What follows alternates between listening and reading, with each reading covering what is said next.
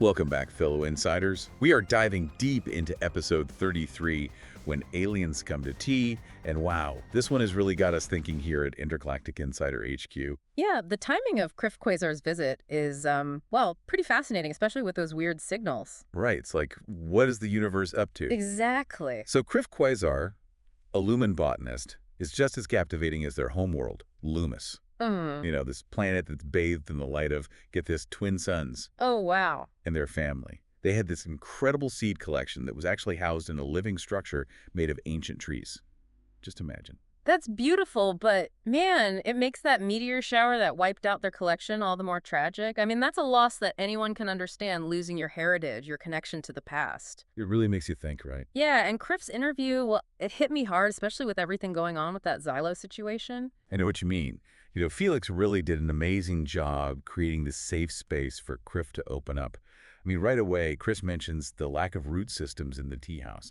It's such a subtle thing, but so telling. Oh, absolutely. It tells you everything about their deep connection to plants. And then their choice of chamomile tea. That wasn't just random. No way!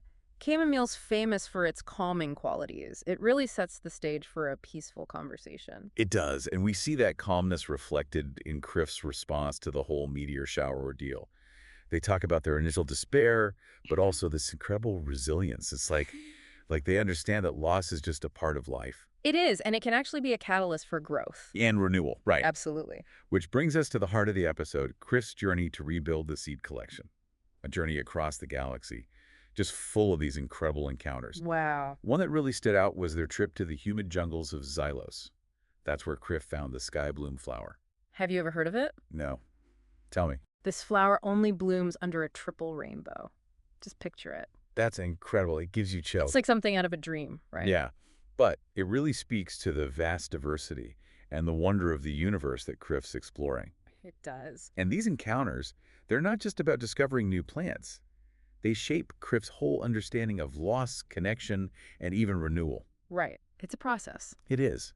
Then there's this story about a desolate moon with a colony of sentient fungi. I mean, come on, sentient fungi.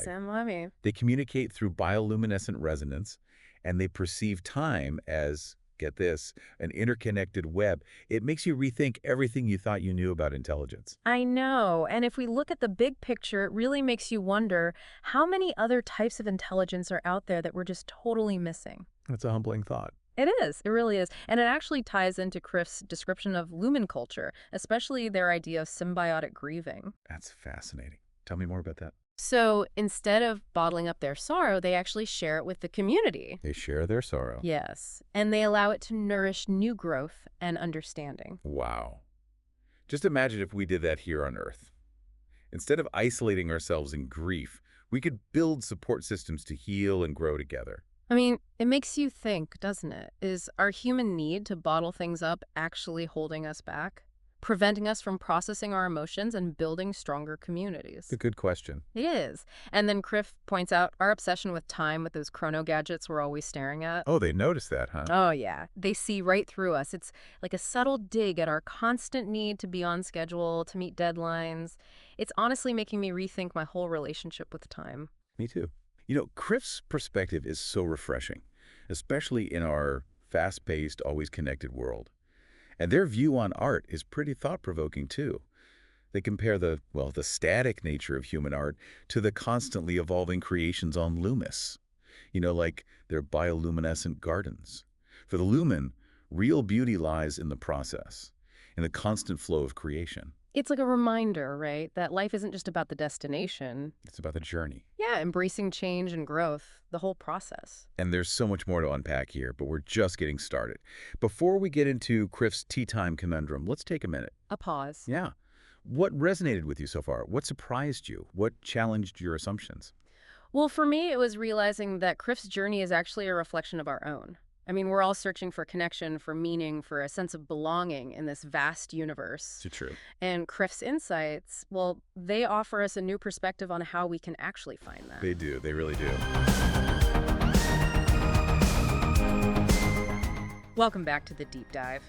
We were just talking about Kriff's perspective on art and time, but things are about to get really interesting with their tea time conundrum. It's a real mind bender. It is. So, Felix asks us to imagine this, well, this vast network of plant life, all interconnected. Like a giant web. Yeah, exactly. Forming a single, unified consciousness. He calls it the green mind. The green mind. Yeah, and he describes it experiencing the world through the rustle of leaves, the feel of rain, the slow growth of roots. It's a consciousness that's totally outside our linear perception of time. Whoa.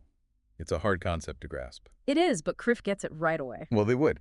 Then Felix throws out this question. Would we humans even recognize the green mind as intelligent? Right? Could we even talk to it? Or would we just dismiss it as, oh, that's just plants being plants? And here's where it gets a little creepy. Felix suggests that this green mind, if it were aware of us, might actually see us as a threat. A threat? Yeah, our constant need to expand, our pollution, our disregard for the balance of nature, it could all be triggering some kind of response.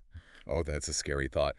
What if those subtle changes in weather patterns, the changes in the soil, are actually the green mind trying to protect itself? There's a possibility, right? And then Kriff drops this bombshell. They say that the Lumen have a similar concept. They call it the Great Root Consciousness. The Great Root Consciousness. Yeah, and they believe that all plant life is connected, Not just physically. but spiritually too, forming this massive network of, well, wisdom.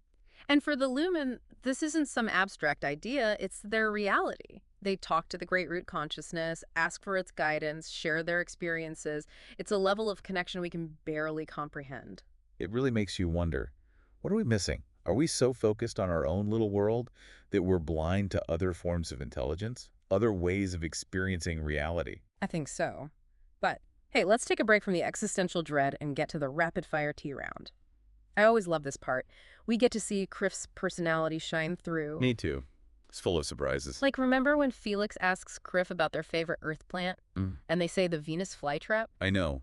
Not exactly what you'd expect from someone so connected to nature. Right, but that's what makes it so interesting. The Venus flytrap is beautiful, but it's also deadly. It's like a reminder that nature is full of contradictions. Speaking of contradictions, did you hear Kriff's story about accidentally absorbing that hallucinogenic pollen on Xylos 5? And thinking they were a sentient mushroom?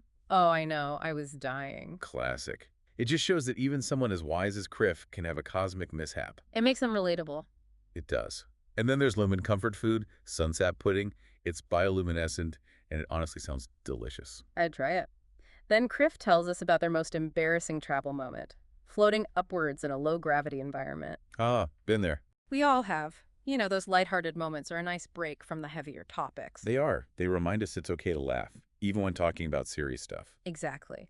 And Kriff's answer to what's the most beautiful thing you've ever seen is just poetic. They describe the birth of a nebula, this swirling cloud of dust ignited by a dying star. It's beautiful. It speaks to their sense of wonder and their appreciation for the interconnectedness of everything. It's amazing. And the rapid fire round covers so much, from Kriff's favorite human custom, loving big bats, to their biggest fear, the loss of biodiversity. We even learned about their taste in music. It's like, by the end, you really feel like you know them. Yeah. And then comes the big question. What advice would you give to humans? Kriff's answer is simple, but it's so powerful. Embrace the interconnectedness of all things. They remind us that we're not separate from nature, but a part of it. We have to cherish this web of life. It's a message that really ties everything together, from symbiotic grieving to the green mind. It's what we're all about here at Intergalactic Insider. Exploring the universe, fostering understanding. Kriff's words just solidify why that's so important. You know, that message of interconnectedness, it really makes you think. It does. It's like we're not just exploring the universe out there. We're exploring the universe inside ourselves, too. I like that. It's deep, right? It is. And that's what makes this episode so powerful, so thought-provoking. It challenges everything we thought we knew, expands our awareness, and then, bam, leaves us with more questions than answers. Exactly. Like, okay, what happens next? Remember those strange signals Felix mentioned at the beginning? And those cryptic messages from Xylo in the last episode? The runs about the universe's ultimate trickster? Yeah, it's all starting to feel connected. Right. Like it wasn't just random stuff they threw in there. It's like foreshadowing, Oh, totally. It's like Kriff coming to Terra Nova is the catalyst for some major shift in the entire Intergalactic Insider universe. Whoa. If we, like, connect all the dots, it seems like the team is about to make a huge A discovery. discovery that could change everything. I know, right? It could redefine our whole understanding of reality. And that audio glitch at the end of the episode with Xylobe talking about the universe's trickster, I got chills. Me too. It's like we're dealing with something that's beyond our comprehension, something that operates outside the laws of physics. Which brings us back to that idea of interconnectedness. What if this trickster is somehow connected to the green mind? Or even the great root consciousness? What if it's all part of this larger pattern that we're just starting to see? Okay, my mind is officially blown. I have a feeling we're just scratching the surface here. This is huge. That's what I love about Intergalactic Insider. It's not just about aliens and spaceships. It's about asking those big questions, Yes. about consciousness, about our place in the universe. It's about pushing us to think differently. To see the world with new eyes. And it reminds us that we're all in this together. We're all intergalactic insiders, exploring the mysteries of the universe, one episode at a time. So where do we go from here? Well, we can speculate, we can analyze, but ultimately the only way to find out is to keep watching. Keep listening. And keep our minds open. Exactly. We'll be back next week to break down the latest episode and see where this crazy adventure takes us. But in the meantime, We want to hear from you. What were your favorite moments from episode 33? what theories do you have about all this weird stuff that's happening? Did Kriff's message of interconnectedness resonate with you?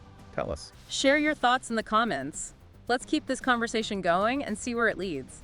Until next time, fellow explorers, keep looking up, keep questioning, and never stop exploring the wonder of it all.